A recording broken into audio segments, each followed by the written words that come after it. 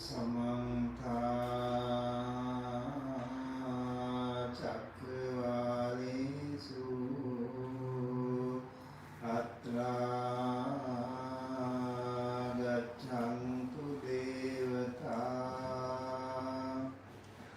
Sadhamman Munirajasa Sunantu Sagga Mukhadam Dhamma Savana Kalo Ayam Bhadanta Dhamma Savana Kalo Ayam Bhadanta Dhamma Savana Kalo Ayam Bhadanta Namo Tassa Bhagavato Arahato Samma Sambuddhassa Namo Tassa Bhagavato Arahato Samma Sambuddhassa Namo Tassa Bhagavato Arahato Samma Sambuddhassa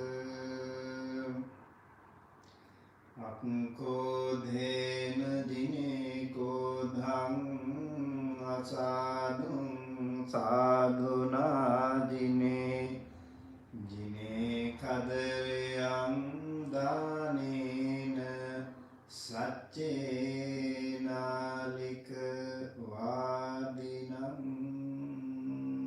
te.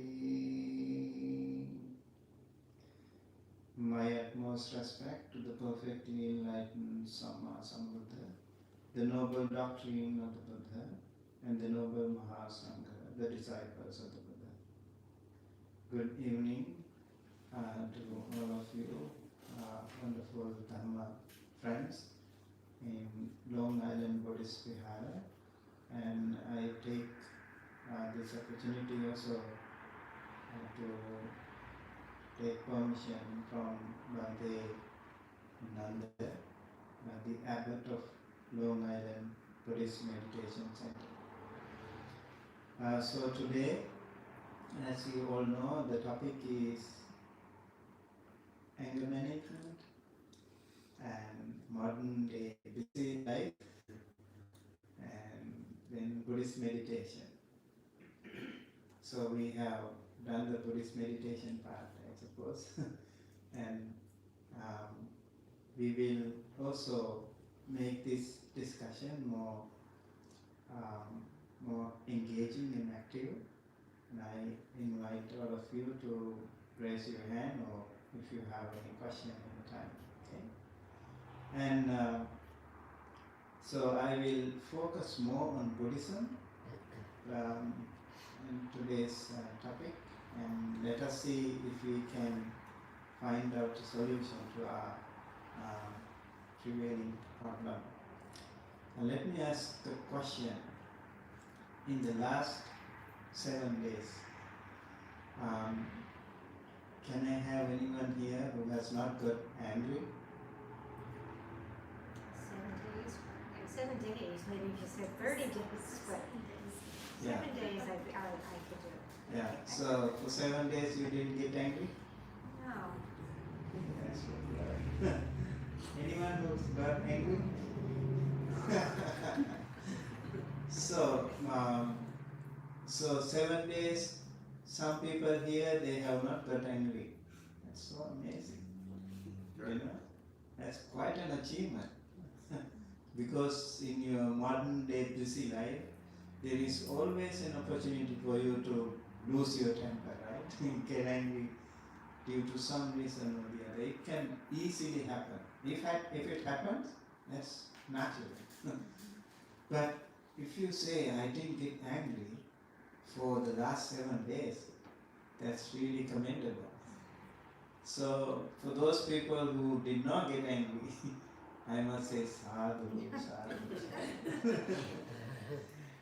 Okay, so how about the last 2 weeks? Well, now we're pushing it. Yeah. Yeah, you still think you didn't get angry for the last 2 weeks? Last 14 days? Yeah. Maybe you don't even remember, right? But I think if you get angry, you normally remember. Because anger is such a strong emotion in us. So you can sleep, you can eat, it's very restless, and you will remember it for some time.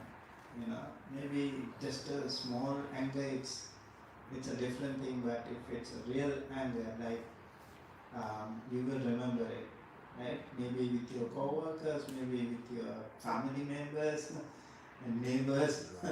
Yeah, it can happen. It can happen. So, if you didn't get angry for the last 14 days, do you think so?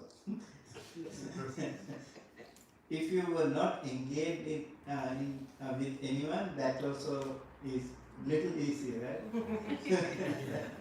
Let's say like you live alone, you don't do anything, you work here also online. So maybe there is a possibility, but still, if you are working online, there can still be a chance, right?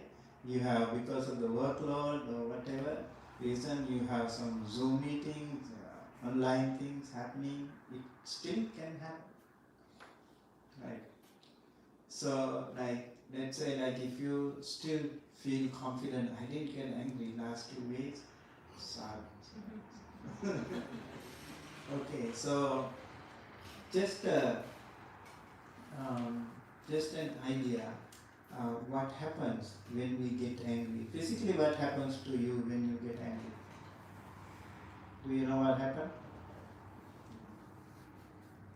Blood Phys- pressure rises. Blood pressure goes up.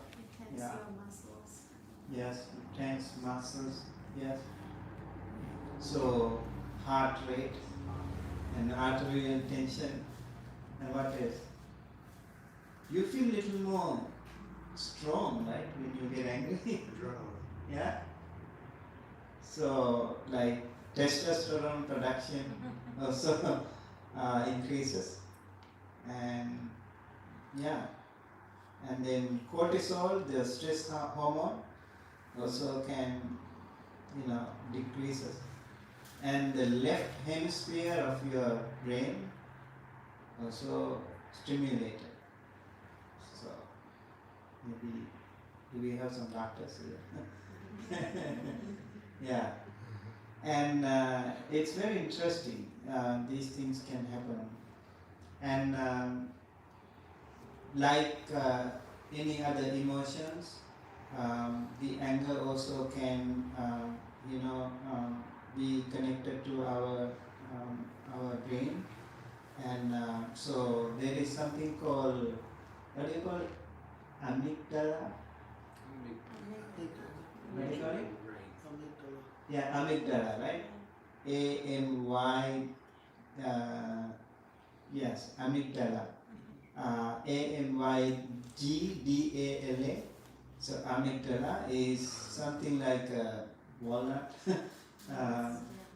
Yeah, so that almond-shaped structure, and this is a very important tool that we have in fact in our body to alarm us when something harmful to us, like something disturbing to our physical well-being happens. So there is a warning, there is an alarm with the amygdala. So I think it's very important to know that, and especially when we meditate, our prefrontal cortex is more active, and it is also said you have a third eye here, right here. So that can also be active, and yeah, it can be pretty much true. These things can happen to you, like when you get angry, this area can be a little more painful too, and especially your left hemisphere. of the brain. And what about how many muscles do we consume when we frown? Do you know that? Several hundred. Yes? Yeah, quite a few muscles. It is said like 43 muscles to frown, but when you want to smile, just 17 muscles. So why do we waste so many muscles in frowning? Why not we smile and save some energy? Yeah, there is actually in Washington Post. There was a saying, one deep fried Zen advisor, it takes 13 muscles to smile and 33 to frown. Why overwork? That's a good adage, good advice to all of us. And also, some say it takes more muscles. Some say 26 muscles to smile and 62 the opposite to frown. Maybe like the way we frown, the way we smile, it can also happen. Like just a gentle smile is different thing. But when you smile, like laugh, maybe it takes more muscles. So these are also very important to know. Even the Buddha did not smile so often. But if he smiled, there is something always very special. Very special. One day, it is said the Buddha and Venerable Ananda, his personal attendant, they were walking, passing by a city called Visara, modern day Vaishali in India, and they were passing by, and Buddha had that gentle smile, a unique one, doesn't normally do. And then Venerable Ananda, his personal attendant, noticed that, and he asked, the Blessed One, you normally don't smile like that. Is there something special today? He asked. Then the Buddha says, Ananda, this town is newly built and people are settling down and new houses are built, and I can also see people are settling, and in parallel to that there are also earthbound devas, or what we call celestial beings. They are also landing onto those houses. So the Buddha could see those celestial beings coming down to those houses, and then he had a gentle smile. Oh, that's so nice, beautiful, seeing those celestial beings coming and also occupying those houses. I'm sure when Bhante Nanda came, there were some other celestial beings landing on this temple too. Right, so with that, let's get started with our discussion, and some of the topics, some of the suttas I recommend for you to read according to our Buddhist. I just read some of them actually. Majjhima Nikaya 20, what we call Vitakka Santana Sutta, how to stop thinking. That is one sutta that will give you an opportunity to not get angry. Okay? And then there is another sutta in Samyutta Nikaya that is called Akkosa Sutta. Akkosa Sutta, that is the abuser. And there is another sutta in Anguttara Nikaya that is called Dutiya Aghata Pati Vinaya Sutta. Anguttara Nikaya 517, 162. And then there is a whole chapter in Dhammapada 17, what we call Kodha Varga. Kodha means anger. Okay, so these are, I think, good enough for us to discuss today. And so today I also recited the stanza from that Dhammapada. Akko dhena jine kodham asadhum sadhuna jine jine kadariyam danena sache nalika vadina. So the Buddha says, akkodhena jine kodham. You have to conquer the anger, not by anger. Then what? But by not anger, non-anger. Okay. So when you get angry, do not reciprocate with anger. That will fuel the anger more, and that will escalate the situation. So according to Buddhism, you do not escalate the situation. You first you calm down. You do not react to that situation negatively. You calm down first. Because if you panic, things can go wrong. So conquer the anger by non-anger. Asadhum sadhuna jine. Conquer evil by good. If you see someone doing bad to you, don't respond to that situation again by evil, but by good. Conquer evil by good. And then jine kadariyan danena. Conquer miserliness by liberality or generosity. If you see someone is stingy or miserly, the best way is to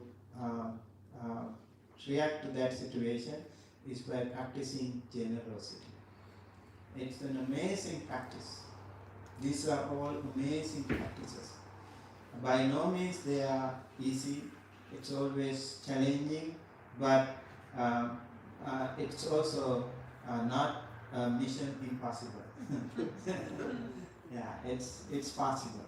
By frequent practices, we still can do that. And then, sache nalika vadinam, conquer a liar by truthfulness. Even if somebody tells lies, you still have to be truthful. So these are some of the qualities that we should inculcate to work on this. So let us say, when you get angry, what kind of strategies do you normally use to cope up with that situation? Let's say you get angry, and what do you do? Sometimes like taking a few deep breaths, or trying to step outside the situation, try to look at the situation differently. Mm-hmm. So have you practiced that? Yeah, it helps. Just stopping, like instead of entering the push-pull of the situation, just breathing and just stopping for a second to think for a minute and then respond. So let's say someone is yelling at you and you can easily get angry, and then you take a good long deep breath. Do you do that? I do actually. Yeah, you do it. It's really cool if you can do it. You close your eyes, he's yelling at me. You take a good long deep breath, and then I don't get angry. And the anger is really coming, pinching at me. I want to punch that person. I'm not doing it. I want to really say something, yell at that person also, because my ego is looming large, my ego is telling me, forcing me, insisting me, go ahead and punch him. That is the case, right? But if you really are trained, if you train yourself, it doesn't happen to you naturally, but if you train yourself, this is a really good way, as you say. Like, it doesn't mean I don't feel that anger. I still go home and like talk badly about the person later, so I'm not perfect. Yeah. The first 90 seconds of that situation, if you can control, that will be really very, very important. Yeah. She said the first 90 seconds. That is the most important, most tense moment of that escalation can happen, and maybe it can lead to, the frustration leads to aggression, and then so many things could happen. So you might say something and you can pull back later on, right? This is the thing, like your ego can really force you to say something verbal, and if you say that, the other person will again react, so the argument will happen, and then it will be very difficult to control.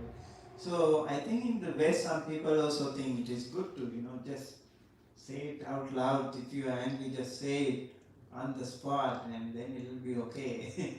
But in Buddhism, we say, do not react to that situation negatively. Just calm down. Keep yourself quiet. Maybe later on, as you said, when everyone is calm, maybe sometimes like after a few minutes, maybe after 1 hour, couple of hours later, or even couple of days later, you can talk to that person face to face, one on one, and then you can discuss. That won't escalate the situation.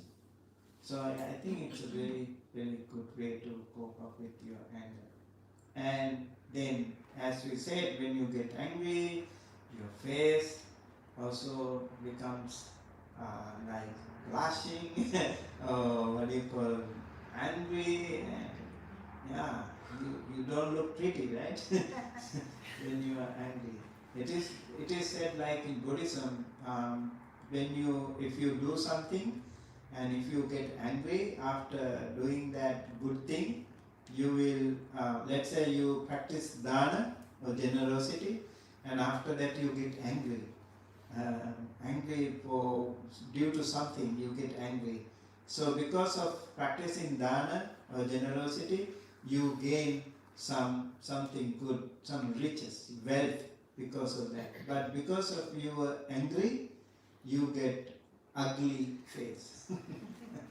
And also it is said, if you practice sila, the morality, you always becomes beautiful and pretty. So these are also some of the ways to, cope up with the situation. And one more thing, as you said, maybe coming out of the situation, not encountering there, right? Maybe you feel like if I stay here, it will be difficult for me, so I should go out and maybe just do some walking meditation. That will also help. One time I remember I used to go to the prisons in California, so we teach them meditation. So I was teaching them Anapanasati, the breathing meditation, and also loving kindness meditation. We were mainly focusing on them to teach them to calm down. So one day, one guy was watching the TV, and another one in the back, he was coughing at that person. And he was a big guy. He would have easily, got angry, and then he said he immediately remembered the meditation, and then he felt he was looking at him, that person was coughing right at his face, which would have really invited him to a fight. But luckily, the meditation practice he did saved him, like from extending his prison stay, maybe another 10 years or so. And after a few months, he was about to, be released from the prison after years of prison. And then he said he also felt that time, if he would stay there, he could have easily put himself into trouble, so he left that place. And he went to his cell, he closed his eyes, he felt the entire body was like burning, burning with anger. And then he could calm down, as you said, taking some good long deep breaths. It really, really helps to many of us. Maybe sometimes you have to do that. If things can escalate, just escaping that is a good way. And another one is really a good way is to walking. Because when you are restless, you cannot also stay calm, right? Like let's say you are really angry, I ask you to meditate, you will be angry with me also. you cannot really meditate when you are angry, it's very hard. So sitting meditation is not recommended if you are angry, but walking is perfect. Walking meditation is perfect. It's like a muddy pond that time. Your mind is like a muddy pond, really restless, very difficult to calm. So walking back and forth with more mindfulness to your thoughts or your steps, or just walking, back and forth will help you slowly calm yourself down, not reacting to the situation. That's another way. Maybe another one is to counting. Do you know that? Counting 1 to 10 and 10 to 1. It also, you are buying time so that you do not, do not react to that. So take time like 90 seconds, 2 minutes. Don't say anything. Just keep quiet. That will really help you. Give you some space not to lose your temper. The other one also is maybe you can try that. Drink some water, cool water. Thinking that you cool down, and also feel that cooling sensation and that fire, that rage, that anger, the wrath, that hatred will be, slowly calm down, cool down. These are some of the simple things that we need to learn. And so what the Buddha said here, I would like to discuss here. One time, Buddha was living in Rajgir, and there, Savatthi, Jetavana Monastery, Anathapindika's temple, and there he was addressing the monks right away. Normally, if Buddha had a meeting of lay people, then he wouldn't talk to them directly, he wouldn't talk to them directly some serious Dhamma talk. He would rather give some simple Dhamma talks to him, and then he would go to some deeper Dhamma talk. But if there's only monks, and then he would go directly to some serious Dhamma talk. And on that day, the Buddha was addressing the monks, and then he said, there are 5 foundations of meditation from time to time that you need to practice. Especially if you are a practitioner, these things are really, really important.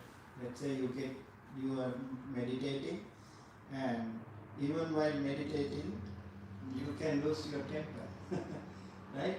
Let's say now we are meditating and a child is coming and maybe making some noise, or somebody opening the door, or somebody like talking so loud, and then you might get angry too. So if something like that happens, Buddha gave very beautiful steps to cope up with that. Take a mendicant who is focusing on some foundation of meditation that gives rise to bad, unskillful thoughts connected with desire, hate, and delusion. Desire here means greed, hate, or delusion. That mendicant should focus on some other foundation of meditation connected with the skillful. So this is the first step.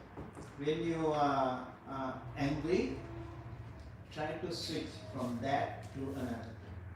Do not focus on that. That is one way. It will not work all the time, okay?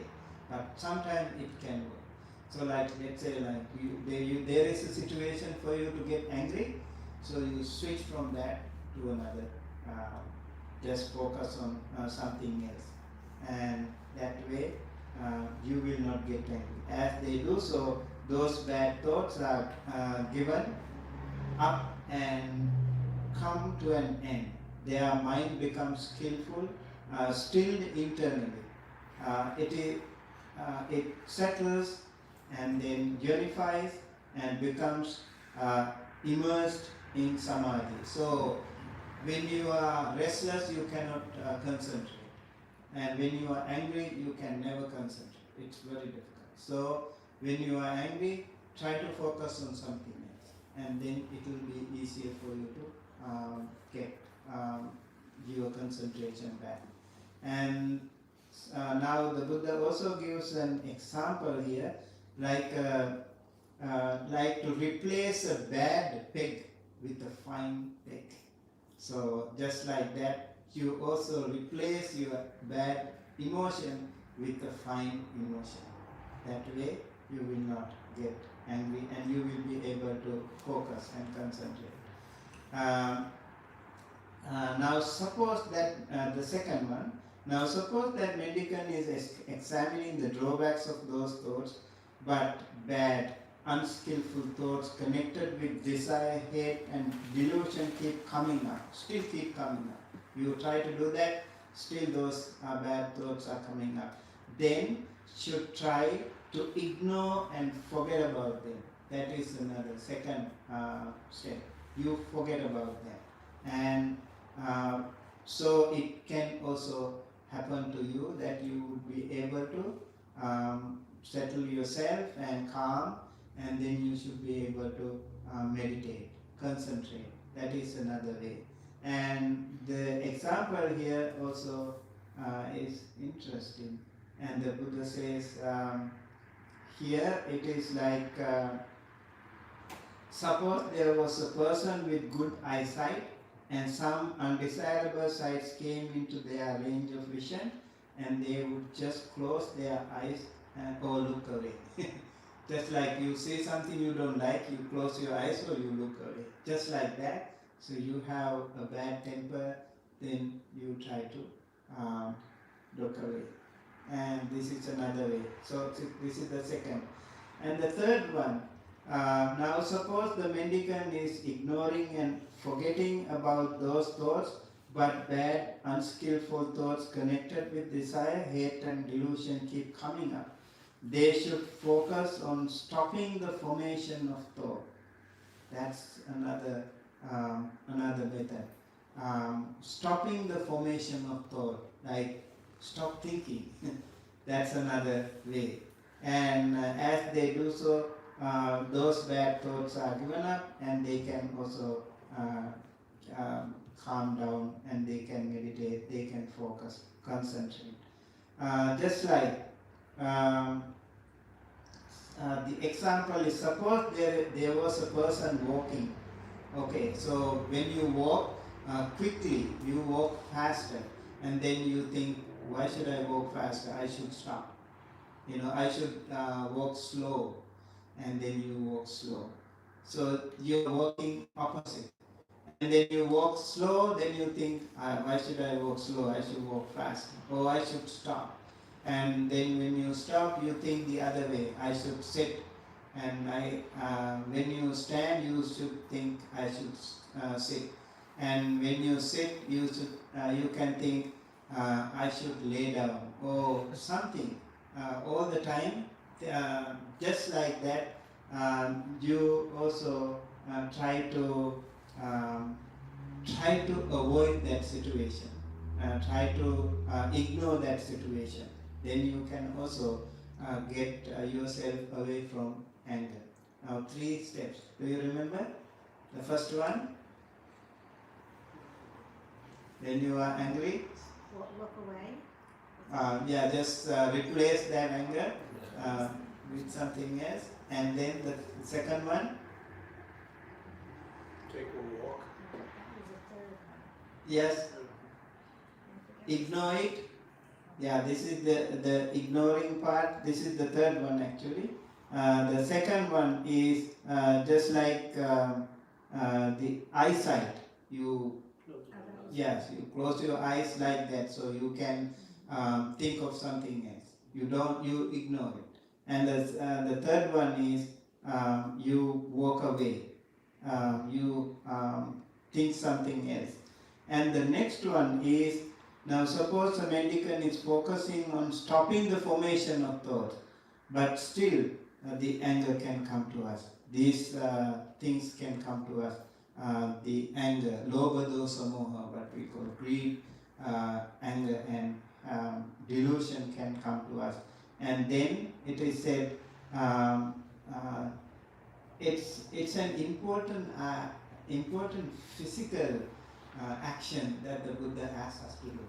You know what we do?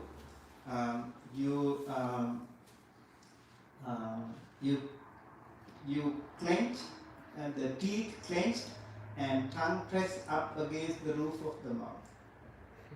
Okay, you do like this, and the tongue pressed towards the roof of the mouth. It's also, I think, good for like double chin. That's a good exercise, actually, facial massage, and it's also you think that way. I'm not going to get angry. You make a determination. You make an attempt not to allow the anger to dominate you. I make physical effort not to allow the anger to dominate you. That way also, when you keep doing it, you will be able to calm down, and then you can focus. That's a very special technique the Buddhist monks have been asked by the Buddha. And the other one is the last one, unskillful thoughts. If that comes to you, then focus on some other foundation of meditation connected with the skillful. That means you totally focus on, like if you are angry, you try to inculcate loving kindness. You know, when you are angry, you think of totally the opposite. That way also you can get rid of anger. So these are the techniques that the Buddha gave us here. It is like you see a beautiful, very clear swimming pool or a lake, and you want to go there and enjoy in the water, just like that. When you do the opposite of anger, you practice loving kindness, you will also enjoy that wholesome, beautiful skillfulness to calm down and to focus yourself with your meditation.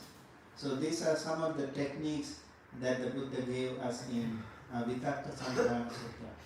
There is another sutta, as I mentioned. In that sutta, it is said there was one Brahmin who overheard that another Brahmin came to the Buddha, listened to his Dhamma, and he followed his path, and he was angry about that. So one day he came to the Buddha and he started yelling at him. He started yelling at the Buddha, and then he kept on blaming, yelling, shouting, and then the Buddha was quiet all the time. And at the end he calmed down, he was silent. And then the Buddha asked Brahmin, my friend, what do you do when you have some friends? Do you sometimes invite friends to your house? Yes, I do. And then what do? I make some food for them. And then what if they don't eat the food? And then it's all mine. And then the Buddha said, whatever you said today, I do not accept it, it's yours, all yours. So all the blame that you do is not mine, because I'm not sharing that with you. So it all goes to you. You have to eat yourself. That's another the way the Buddha said. So there are many things that we should be able to use in our day-to-day practices, in our day-to-day busy life. And we have something called patience, khanti, the opposite of anger. That is a paramita or perfection. All the Buddhist followers, if they want to achieve their full liberation, they have to practice khanti paramita or patience, and there is no end to that. And we also have something called 4 sublime states or Brahma Vihara, Metta, Karuna, Mudita and Upekha. There also we practice loving kindness, compassion and sympathetic joy and equanimity. There are also ways of dealing with the anger. So yes, so I would like to stop here for a while and then open the discussion for you. So I think we would get more feedback from you, and you are welcome to ask some questions, and then we will go ahead accordingly. I have a question. Yes. When does anger become necessary to get something done? And I employ a lot of people, and I try to be the nice guy. I buy lunch for them. I kid with them. I tell them to do things. But I work in a hospital. I can't have dirty places. My surgical gowns have to be clean. They can't be making mistakes. And I went to go to surgery today. None of my surgical gowns were clean. Okay? Rooms are dirty. And I tell them nicely, clean, clean, clean. Finally, and I suffer from high blood pressure. I have to blow up, scream at them, and then everything gets done. I don't want to scream. My health doesn't want me to scream. But yelling at them finally puts a fire under them where they finally do their thing. Now, I understand they're in a younger generation. It's not a generation that we have, the way we have the work ethic, they don't have it anymore. What is your suggestion for me to not have to yell at them? What else could I do to get these people to do what they have to do without me having to yell? Wonderful question. Yes. I was wondering, I don't know if this works or not, but, you know, like some kind of disciplinary action, like, you know, you get a verbal warning type of thing. Oh, we've done that. You've done that whole thing. We've done that. You know what I get? The 20-year-old roll of the eyes. Yeah. Okay? They would, like you said, they would just as soon leave and go and get someplace else. I mean, it gets to a point where I say, do I have to make an example out of one of you with fire? And I don't want to do that. These people need their jobs. Yes, So I don't want to have to yell at them, but, you know, I'm in a position where things have to be done right. Exactly. You know, Can you have and when I somebody, do the thing, can you have somebody else in a position that could yell at them for you? I'm on the phone with my office manager all the time. Yes. The office manager? Yes. Yeah, constantly. But this is something, I've tried everything. I've tried to be nice. I buy lunches for them. And I'm not talking, my lunch bill for them is almost $100 a day. Wow. Okay, I let them buy whatever. When they buy lunch, they buy like they're buying the last meal. Okay? You know? So I've tried being a nice guy. Really. What if you don't buy lunch anymore for them? What if you make like a program saying if you do this, then you get that? You You know, and if you don't do it, then you discipline them a different way. You give a day off without pay. It's like that. I mean, I told them today, you know, the lunch is going to stop. Because you So I used to supervise a lot of people too, and I used to have to do stuff like that sometimes without getting crazy. But, you know, some credit what system. they're trying to teach us sounds really good. But in the real world, It doesn't So- really work. I know, because I know the generation doesn't work. yeah, these 20-year-olds are driving us crazy. Is there a way to like yell and clap without getting angry, without letting it affect yourself? The hands are clapping me. You know, you said it works when you yell. Yeah, but Okay. I yelled all of a sudden. Somebody was sterilizing my gowns. Somebody was cleaning the room. So They all in that- scattered. In that case, you can yell, but inside you should not be angry. Once everything is clean, I calm down. Things can go wrong if you are internally really angry. Oh, no, after it's done. Yeah, sometimes you can show, you can pretend you are angry, but you are not really angry. You do with compassion. But you have to do something, you have to be skillful also. These theories are there, you have to, that's why the Buddha also gave theories, but you have to smartly, skillfully apply in different circumstances. You can't apply everything like, just like that. You have to be smarter and also have to be, even the Buddha would have sometimes called some monks like Mogha Purisa, like you fool. But he didn't say that out of anger. Inside he was also full of compassion, and he would know that by saying that he would be okay. Yeah, so even if you yell, make sure inside you are so calm. Yes, That's so the it's hard important. one. That's the hard one. Yeah, that's the hard It one. is. Yes. That's very hard. I think I remember Mr. Don was talking. You have to be stronger like mountain and calm like the under. The bottom of the ocean. Like you are stronger. You do not panic. Even if you are angry, you do it. But you very easily you do not get angry. And eventually, those people also will recognize, although he yells at me, he was not angry. That person gets the right message, right signal. So, and later, like if they know he is really angry, inside also he is angry, then they will not be happy.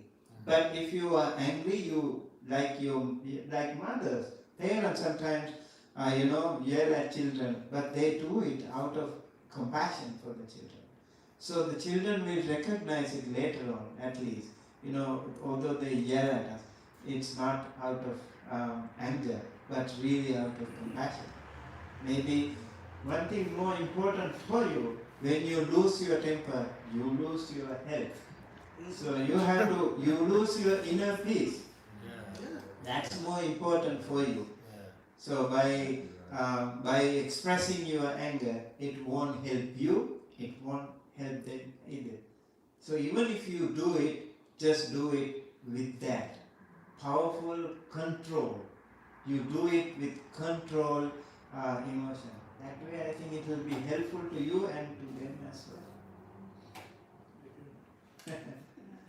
I supervise a lot of people also, and when something goes into the weeds and doesn't stay on the pavement, sometimes afterwards we take an opportunity to what we call as an after-action review, where it's a time of sharing it out from each other's perspective, and a lot of times we learn about other things that were going on that we were unaware of as a leader, or that they were unaware of from their perspective of what I was attempting to do. And sometimes that taking that time out, if you will, helps a little bit the next time. Yes, so your strategy is totally different from him? Yeah, I would be fired, right, if I did that. No, I didn't. Yeah, I mean, I'm a boss too, but I would be fired in the So, work, like but in your case, you cannot have the fire, instead you will be fired. But in his case, he can show the fire, but he will be burnt. But I don't want to show the fire. Yeah, when you have the fire, you will be burnt. And if you do it with maybe some mindfulness, that will really help you. Yeah, but I can't be quiet, I can't close my eyes, walk away.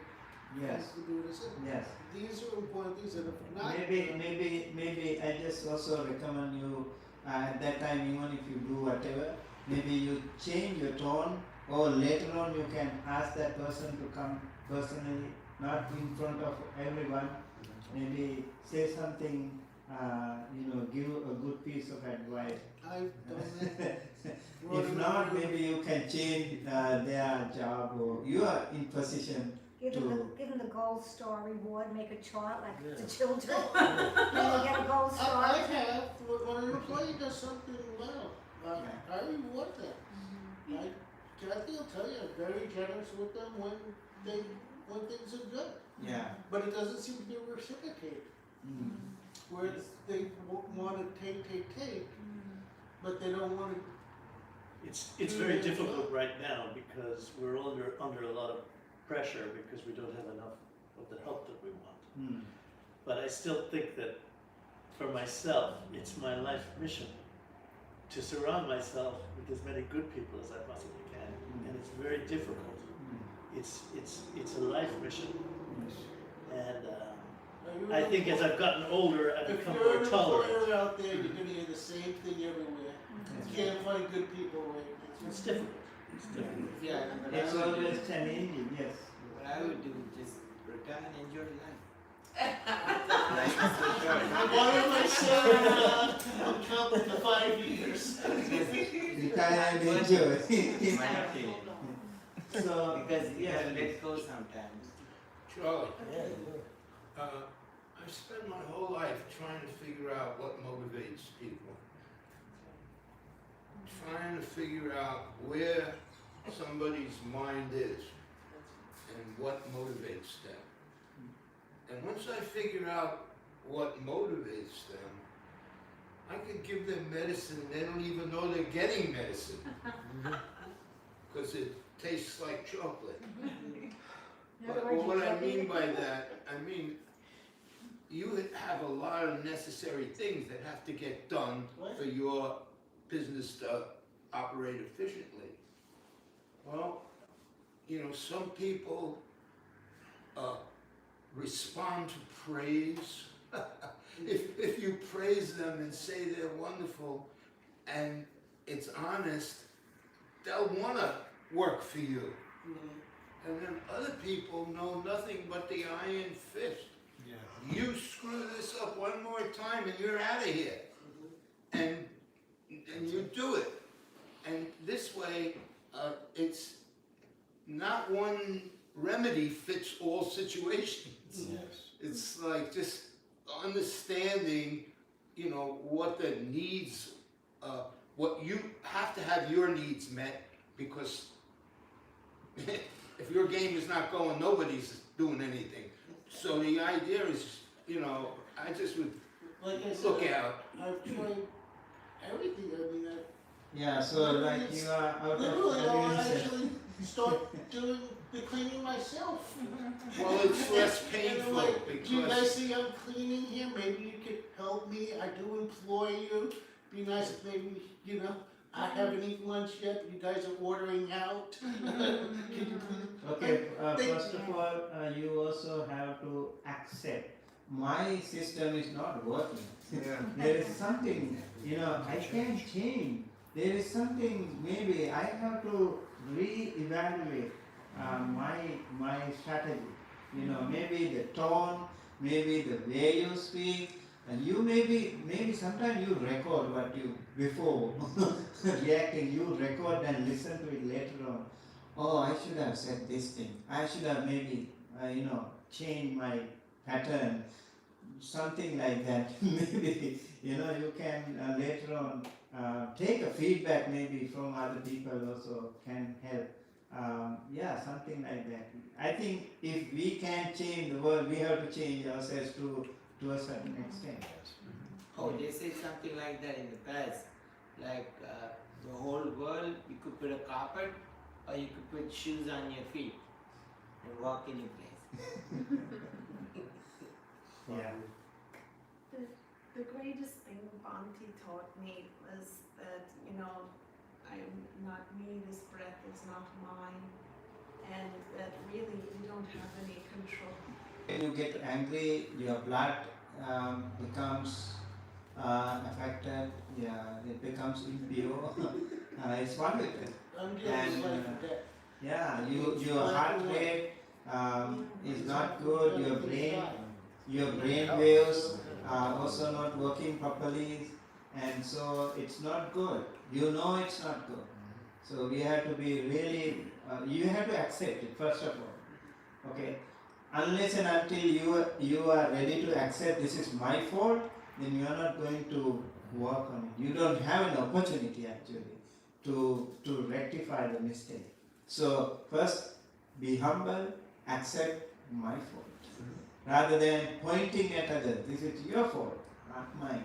But maybe if you accept my fault, then there will be an opportunity for you to do something else, something better. And that way, maybe you will have a better chance. You know, our ego is such, and it always tries to justify whatever we do. I am the one who is right, everyone else is wrong. This is the problem. Many of us have this problem. Like, that's why the Buddha said, sometimes you have to accept it. If you accept it, you are ready to, you are humble and simple, you are accepting it, this will really be helpful. I also recommend you do this loving kindness meditation and more regularly, and also do it in combination with breathing meditation, and you will recognize every time,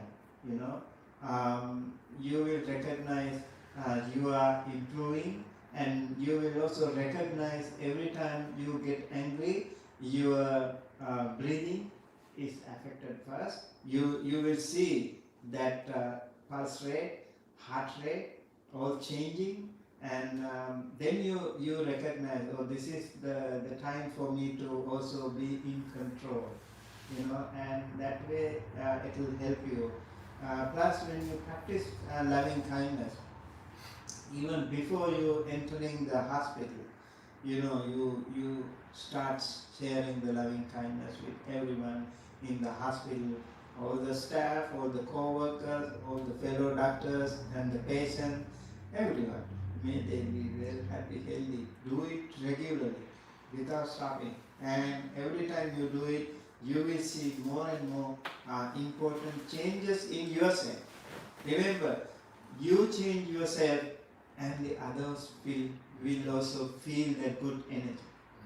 Others feel that energy too. When you are in that powerful loving kindness, you can change the world.